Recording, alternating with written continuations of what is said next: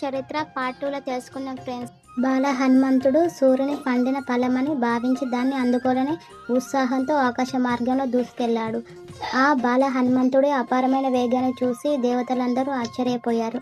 అదే సమయంలో సూర్యగ్రహణం కోసం రాహువు సూర్యుని సమీపానికి చేరుకున్నాడు.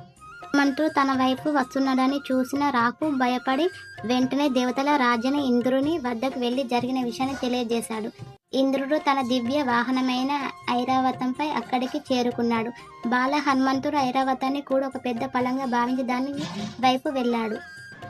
అప్పుడు ఇంద్రుడు తన వజ్రాయుధాన్ని ప్రయోగించాడు. ఆ వజ్రాయుధం బాల హనుమంతుడి దవడ భాగానికి తాకడంతో ఆయన భూమిపై పడిపోయాడు. తన ప్రియమైన కుమారుడికి జరిగిన ఈ సంఘటనను చూసిన వాయుదేవుడు ఎంతో దుఃఖించాడు. తన కుమారుని తీసుకుని ఒక గృహలోకి వెళ్ళి తన శక్తితో ప్రపంచమంతా గాలి ప్రవాహాన్ని నిలిచేశాడు. గాలి లేక 3 లోకాలు, జీవరాశులు తీవ్రంగా బాధపడసాగాయి. దేవతలు ఈ పరిస్థితిని చూసి ఆందోళన చెందారు. వాయుదేవుని ఆవేదనను దేవతలు ఎలా తొలగించారు? బాల హనుమంతుడికి ఎలాంటి దివ్య వరాలు లభించాయి? ఆ అద్భుతమైన ఘట్టాన్ని తర్వాతి భాగంలో తెలుసుకున్న ఫ్రెండ్స్.